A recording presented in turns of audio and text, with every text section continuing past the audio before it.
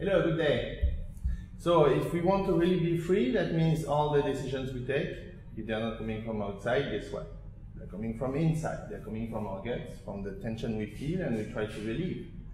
So how do we get from this need to get something done into really moving into action and having things changing? So wait, something else about the managers. They're here for information, they're here to help you take the right decision. But there's also a big role which is preventing you to take the wrong decision. So if there is no manager, I can take any decision really. I can do what I want. I can tell the customer to go to hell. How do you make sure people don't get crazy behaviors? Ok. Thì có một cái nhầm lẫn rất là phổ biến là khi mình nói rằng là ok bây giờ mình muốn làm cái gì, bởi vì đây là self manage, tức là mình tự quản lý chính mình, bây giờ mình muốn làm cái gì thì mình cũng làm được, thì cái đó là sai. Tức là mình muốn làm gì cũng được chừng nào mà nó thỏa được một số cái điều kiện. Thứ nhất là nó sẽ không ảnh hưởng đến những cái, nó không làm đi ngược lại với những cái causes và cái purpose, cái mục tiêu mà official mình đặt ra ban đầu. Cái thứ hai là nó không ảnh hưởng với những cái giá trị mà mình đã thống nhất với nhau, tức là những giá trị về cosmic, ví dụ như là innovation, rồi open and sincere, rồi commitment và caring vân vân. Thế thì khi mà bạn thỏa cái giá trị là những thứ bạn làm thật sự nó mang lại cái chuyện tốt cho công ty mình và nó mang lại cái chuyện tốt cho khách hàng của mình, thì bạn hoàn toàn được tự quyết định và không ai được phép bắt bạn không được quyết định cái chuyện tốt cho mọi người hết. Nhưng mà vậy thì có một câu hỏi thứ hai đặt ra là vậy khi nào làm sao tôi biết được, nhằm khi tôi nghĩ nó tốt nhưng mà người khác không nghĩ nó tốt, hoặc là thật sự cái tôi nghĩ là sai thì sao? Thì khi đó cái chuyện quan trọng là mình muốn biết là cái mình làm có đúng hay là không đúng hay không thì mình cần phải hỏi. Cái chuyện rất quan trọng là mình cần phải hỏi, mình phải liên tục mình chia sẻ cho người khác cái mà mình quyết định, để người ta có thể xem rằng là cái mình quyết định đó là nó đúng hay là nó không đúng. Vậy thì người ta ở đây là ai? Ai sẽ là người sẽ chia sẻ cho mình, ai sẽ là người giúp cho mình biết được là cái mà mình suy nghĩ là đúng hay là sai? Thì ở đây nó chính là toàn bộ phi, và đặc biệt là những cái người mà bị ảnh hưởng bởi cái quyết định mình đưa ra. Mà lấy một cái ví dụ đơn giản thôi. Ví dụ như ngày hôm nay mình cảm thấy rằng là mình muốn làm việc ở nhà. Vậy thì có phải là bây giờ mình chỉ cần đơn giản là mình nói mình sẽ làm việc ở nhà hay không? Không đúng. Vì khi mà mình nói là mình sẽ làm việc ở nhà thì mình cần phải đăng lên Google Plus. Thì khi mà mình đăng lên Google Plus là mình làm việc ở nhà, thì những cái người đầu tiên sẽ đọc được cái tin đó sẽ là những người trong team của mình, hoặc là những người có liên quan đến công việc ngày hôm đó của mình. Họ có thể nói rằng là tao cần gặp mày vào lúc 10 giờ, bây giờ bạn ở nhà rồi làm sao mà tôi gặp bạn được? Vậy thì khi đó mình có được phép ở nhà hay không? Thì cái đó là còn tùy rằng là khi mình chia sẻ thông tin đó, những cái người họ liên quan họ vào, họ trả lời, hoặc là họ đặt câu hỏi, hoặc là họ nghi vấn, hoặc là họ giúp mình biết được là mình có nên ra cái quyết định đó hay không. Mặc dù đến cuối cùng thì cái người mà trực tiếp sẽ đưa ra quyết định đó vẫn là bản thân mình. Nhưng mà một cái chuyện rất là quan trọng khi mà mình làm cái gọi là mình tự quyết định những cái hành động mình đưa ra, đó là mình cần phải chia sẻ những thông tin đó. Mình phải chia sẻ với team của mình phải chia sẻ với mọi người và những người bị ảnh hưởng, và đặc biệt là chia sẻ ở trên Google Plus. Wait. Okay, I share Google Plus, etc. I share with my team. I want to buy a mobile phone for me, so I can be reached by the customer on weekend. My team is okay, but then they don't know about what is the good brand and the good reference and what is the good price, etc. So I'm still on my own. How do I close my decision? Okay. Thì cũng giống như khi mà mình quyết định là bây giờ mình có nên đi qua Singapore một chuyến để mình gặp khách hàng hay không, thì cái việc mà mình mua một cái điện thoại nó cũng có nhiều cái vấn đề. Nó không chỉ ảnh hưởng đến thật ra khi mình gọi là ảnh hưởng, nó không chỉ ảnh hưởng đến một mình hoặc là với team mình, mà đôi khi nó sẽ ảnh hưởng đến những cái phòng ban khác. Ví dụ như bây giờ mình mua một cái máy điện thoại mới đi.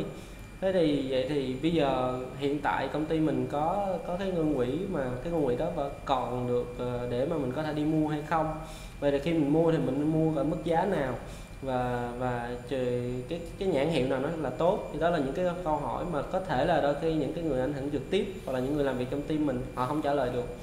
Thì lưu ý rằng là khi mà mình nói rằng là mình share lên trên Google Plus, hoặc là khi mà mình gọi là mình chia sẻ thông tin đó ra, thì mình hoàn toàn có thể chia sẻ cái thông tin đó cho những cái người mình được gọi là expert. Tức là expert là gì? Expert là những cái chuyên gia, và họ là những chuyên gia cho công ty về những cái vấn đề mà hoặc là những cái lĩnh vực mà nó liên quan đến cái quyết định mà mình cần phải đưa ra. Ví dụ như trong cái trường hợp mình mua cái điện thoại đó, trong trường hợp cụ thể này thì cái chuyên gia có thể là sẽ là chị Ngọc Anh ở bên phòng finance và accounting, chị có thể cho mình biết là khi nào mình có thể mua được và công ty có thể chi được bao nhiêu tiền cho mình. Và anh Trung Thảo chẳng hạn như vậy đi, ở bên phòng ITS, anh Hoàng này có thể nói cho mình biết được là bây giờ nên mua ở cái nhãn hiệu nào, mua ở cái cửa hàng nào, mua ở chi nhánh nào thì nó sẽ tốt nhất về mặt giấy tờ, rồi về mặt chất lượng đảm bảo được vân cho mình.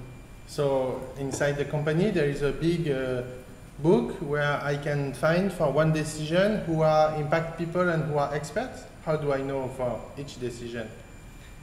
Thì bây giờ để mà mình biết là bây giờ cái quyết định này mà mình đưa ra nó là ai sẽ là người bị ảnh hưởng và ai sẽ là người chuyên gia trong đó, thì cái cách đơn giản nhất đó là mình phải hỏi. Mình phải hỏi. Vậy thì đơn giản nhất thôi là khi mà mình có một quyết định nào đó thì như đã nói, quan trọng nhất là bất kể khi nào mình đưa ra một quyết định mà mình mà cái quyết định đó mình biết là sẽ ảnh hưởng đến người khác thì mình phải đưa lên trên Google Plus. Khi mình đưa Google Plus thì người đầu tiên mình cần phải hỏi là team của mình, và người thứ hai mình cần phải hỏi là những influencer của mình, tức là những người ảnh hưởng của mình.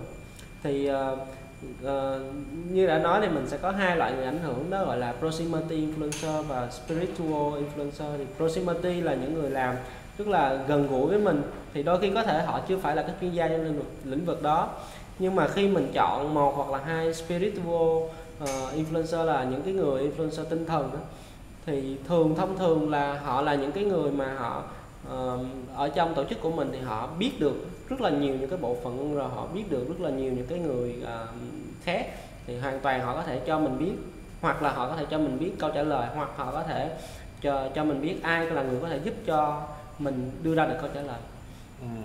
So before I take my decision, I share my intention, I post on Google Plus. That's very nice, but whose job is it to respond? Who is going to answer?